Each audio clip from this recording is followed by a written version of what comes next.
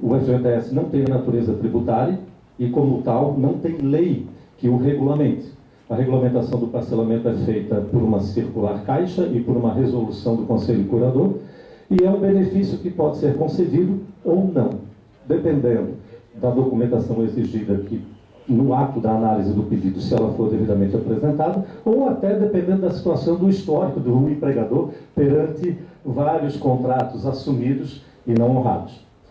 Até bem pouco tempo atrás, a única possibilidade de você conseguir contratar parcelamento era preenchimento de um formulário padrão chamado SPD, anexar documentos comprovando a qualificação do representante legal que vai assinar esse contrato. Esse pedido é entregue na agência da Caixa, vem para essa nossa centralizadora, verifica os débitos do empregador, apresenta uma proposta, encaminha um contrato por e-mail para quem requisitou, esse contrato é impresso, assinado, devolvido para a Caixa. Hoje nós já temos uma segunda possibilidade, não é ainda ideal, isso vai, vamos dizer assim, vai ter uma mudança radical com a implementação do e-social, mas o seu pedido hoje já pode ser feito diretamente lá no portal do Conectividade Social. Tem uma abinha lá em cima, como o Zé comentou, né, quem não a vê vai ter que refazer a sua procuração, não, até retifica a informação, não adianta revisar a procuração, porque o representante do empregador não pode gerar a proposta tem que ser gerada na certificação do empregador. Obviamente aqui dentro vai ser gerado um contrato, vai ficar um contrato com registro histórico, passível de implicações legais caso não seja honrado. Então a assinatura naquele contrato papel, na primeira situação que eu falei para vocês, ela é substituída pelo código, a certificação do empregador aqui. Beleza? Como o contador, como a área de recursos humanos vai trabalhar isso dentro da empresa, vai ter que botar o dono lá do certificado na cadeirinha do lado e fazer com ele e tal, tá? Mas é a exigência primeira, certificação do empregador. Bem, acessando esse portal ali, você vai verificar, vai pedir, imediatamente ele vai trazer os débitos do empregador. Agora, o que ele pode trazer? Os débitos do empregador que já estejam consistidos e que a Caixa tem conhecimento. Eu digo conhecimento formal, conhecimento através de uma informação que ela pode fazer uso legal, conforme estamos da 8.036. Qual é? Ou a informação vinda do Ministério do Trabalho, através de uma notificação fiscal, ou através da própria confissão de débito apresentada pelo empregador. Então tem muito empregador que está em situação regular, ele acessa o portal, vai lá, quero gerar uma proposta de parcelamento, não vê informação nenhuma. Por quê? Primeiro, a Caixa não tem conhecimento do quanto ele deve e quais competências ele deve. Nós precisamos receber do Ministério a notificação fiscal, se é que o empregador foi notificado, e se não foi, se o empregador quiser, até depois de notificado, a notificação demora aí uma faixa de 3, 4 meses para chegar na Caixa, para que a gente possa efetuar o cadastramento sistêmico, cálculos, né, dos encargos e honorários devidos. Então é muito comum o empregador antecipadamente confessar a dívida e apresentar, para que a gente possa fazer o devido cadastramento e apresentar uma proposta de parcelamento. Beleza até aqui? A confissão é feita, é interessante, você pode me perguntar assim, mas eu já transmito o arquivo lá de confissão de débito, né, no dia 7, devo, não nego, não pago, só que esse arquivo e essa transmissão ela vai direto para o INSS. E até porque você ali está confessando, até pode ter modalidade nova, né, o quanto você devia lá no vencimento da obrigação. A hipótese aqui de contratação de parcelamento com a Caixa, ela vai ser com o teu saldo devedor do dia. Beleza? Então, na hipótese aqui do empregador acessar o portal e não verificar débito parcelável, ou ele verificar um débito ali, mas que porventura envolve competências 2012, 2013, e o empregador também deve 2014, 2015, você pode apresentar uma confissão de débito, uma simples correspondência para a Caixa indicando, obviamente assinada pelo representante legal da empresa, indicando competência e valor da remuneração devida, saldo na data, protocolo em qualquer agência da Caixa, ou transmite um expediente, né, escaneia o documento, bonitinho, assinado pelo representante legal, e encaminha por aquele e-mail que a gente acabou de falar.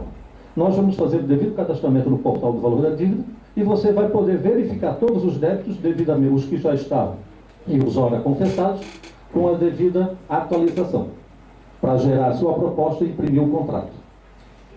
Beleza até aqui? Uma informação que normalmente é requisitada, bem, mas como é que funciona esse parcelamento? Coisa bem simples, da mesma forma como você recolhe normalmente o fundo hoje, através do CEFIP, gerando uma guia para cada competência, ou várias guias por cada competência, porque você tem a possibilidade de seguir o cronograma da competência mais antiga para a mais recente, gerando uma guia para cada parcela, ou, para os empregadores que têm muita movimentação, acaba ocorrendo ele assumindo um compromisso, imagina-se, né, que vai assumir um novo compromisso financeiro, mas nem sempre. Hoje, só com a rotatividade dele mensal em afastar empregados, esse afastamento e o pagamento das guias referente ao período dele, no caso da rescisão, né, caso ele faça jus à movimentação da conta, você já poderá estar honrando a parcela do mês pelo acumulado das guias pagas. Então é um benefício para muito empregador em situação irregular e que está sujeito à autuação do Ministério do Trabalho e Emprego, a formalização de um acordo desses moldes aqui, ele não gera uma obrigação talvez muito alta em relação ao que ele já tem mensalmente.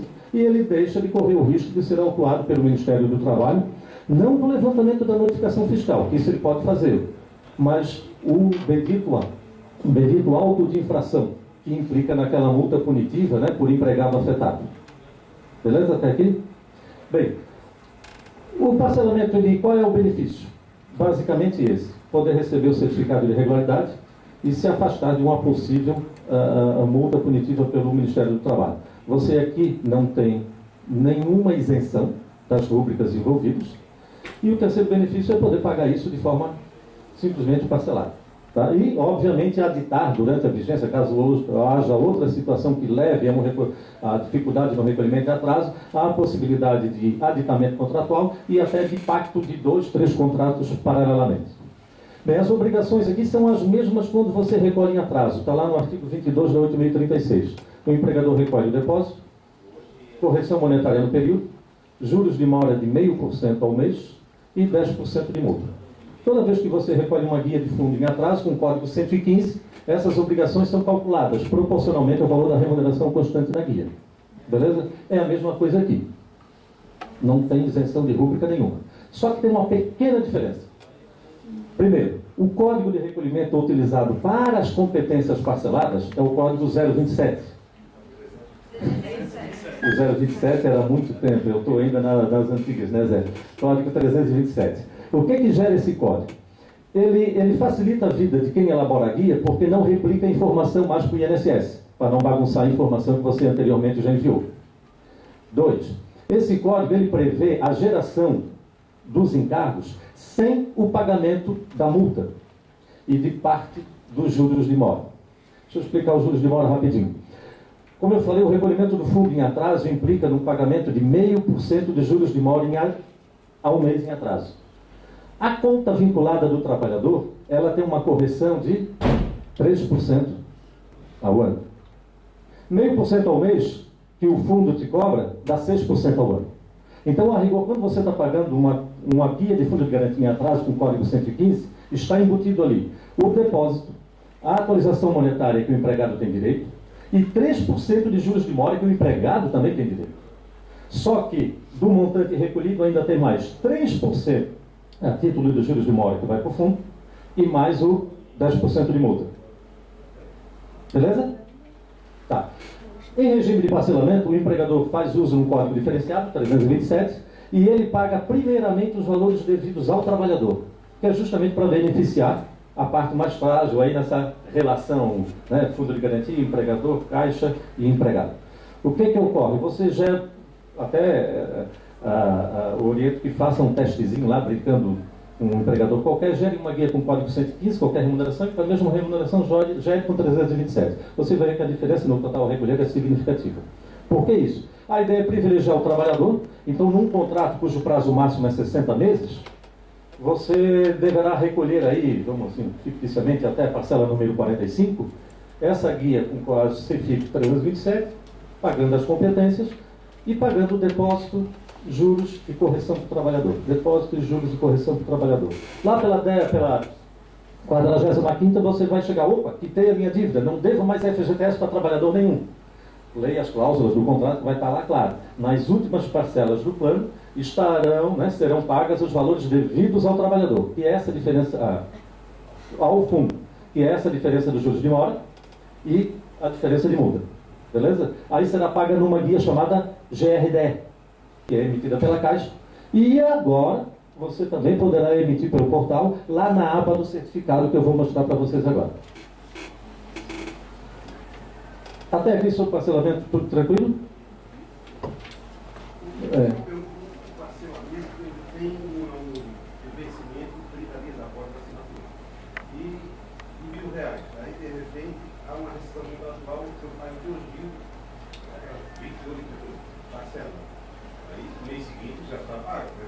Exatamente, esse é o cronograma. E assim, Esse controle fica complicado para vocês. Nós controlamos, porque vocês controlam por empregado. Nós controlamos a Caixa por competência e valor da remuneração. Você quitou o valor da remuneração, a competência está quitada. Agora você tem que controlar por trabalhador. Aí esse é um problema. Deixa eu chegar aqui numa telinha para a gente discutir, isso é importante. Bem, eu já falei que o serviço não pode ser feito por outorga, né? Vamos abrir aqui um empregador fictício, registrado no banco de dados da Caixa. Temos um caso do empregador que um débito já autuado pelo Ministério do Trabalho, ou até já confessado pelo empregador, que ele não honrou o compromisso, o débito já foi encaminhado para inscrição em dívida ativa e preparado para cobrança judicial. Lembrando, quem faz isso? A Procuradoria da Fazenda, né? A Caixa desempenha um papel administrativo e a Procuradoria juíza. Então isso aqui apareceu de cara como proposta para o empregador como o único débito registrado dele. O que é que ele tem que fazer aqui? Mandar detalhar o débito para ele ter ideia do que é que tem aqui dentro.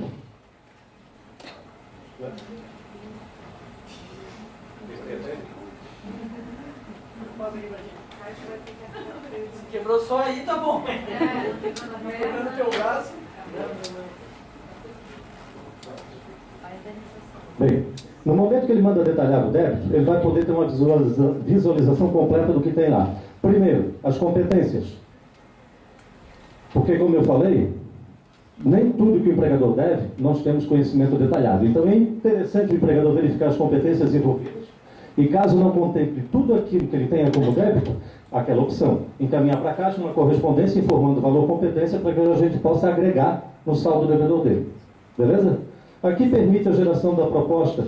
O prazo máximo agora é 60. Essa tela estava posicionada até março, quando o empregador poderia parcelar até 180.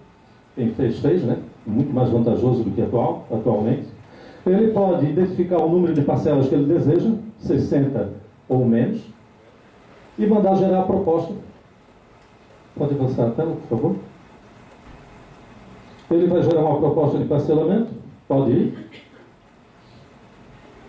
Vai gerar um contrato, definir o valor a ser pago, e onde você aqui mesmo poderá, eu acho interessante, tá? Imprimir o contrato. Você tem que sair dali e ir na outra aba para imprimir esse contrato. É interessante tê-lo até para discutir com a fiscalização. É interessante para quem tem débito já ajuizado e que está sendo cobrado judicialmente lá na Procuradoria, imprimir esse contrato e pedir a suspensão da execução fiscal, que é interesse do empregador para não ter bem penhorado e tudo mais, né? Vamos lá? Eu só quero mostrar a geração do contrato, está ali, com uma situação especificada para nós como formalizado, porque o quadro mudou. A suspensão do processo de execução lá pela Justiça Federal, ou a tua emissão do certificado de regularidade, caso você precise, ela só se dará mediante o pagamento da primeira parcela. Não basta só assinar na internet, não basta só assinar o contratinho lá. Você vai ter que recolher a primeira parcela para ter o contrato formalizado e emitir o teu certificado ou poder pedir a suspensão da execução. Como é que eu faço o pagamento da primeira parcela? Você tem como aqui verificar na sequência também o demonstrativo. O que é que ele faz? Nós sugerimos a competência mais antiga e o valor da remuneração compatível que deu valor à parcela. Por exemplo, vamos imaginar aqui que esse contrato tenha sido feito em 60 parcelas de 597 ali, né? Algo desse tipo. Aí vem aquele problema que você fala, entendeu? Eu tenho aqui, na tua empresa, 10 empregados, vamos supor. A primeira, essa competência, ela deve ter um valor expressivo que ela não deve ter ficado só na primeira parcela. Você vai ter que pagar ela de novo na segunda, ou na segunda, na terceira, ou, na maioria das vezes, como a folha oscila, mas não muito, ela sempre vai ficar quebradinha. Aí você vai pagar aqui João, Maria, aí vai botar o Agripino, vai dar 600 reais para recolher. Quebra empregado? Paga um pedaço dele nessa parcela e paga o outro no mês que vem? Isso é uma definição sua, aumenta controle. A sugestão que eu lhe dou é pague João, a Maria e o Agripino, você vai pagar 600 aqui, automaticamente já deduz no mês seguinte. Beleza? No exemplo que tu desse, durante essa etapa da contratação, você demitiu o João. E o João trabalhou durante todo o período do parcelamento. O somatório das guias pagas para o período parcelado vão amortizar na primeira, na segunda, na terceira e assim sucessivamente. Tem gente que termina o contrato muito antes, se tiver rotatividade. Agora, cuidado, o Código 327 ele tem que ser usado apenas para o período parcelado. Tem muito empregador que talvez virou isso como regra e faz o seguinte: contratou o parcelamento de 2014, está pagando as competências de 2014, vai recolher uma de 2015 e empurra lá em atraso e coloca lá o Código 327. Temos problema, ele não tem autorização para isso, como eu falei, ele não estará pagando a multa e imediatamente ele vai ter um outro problema com a cientificação dele, que é a multa dessa competência que ele usou o código indevido. Eu tenho um caso lá que eu tenho um parcelamento.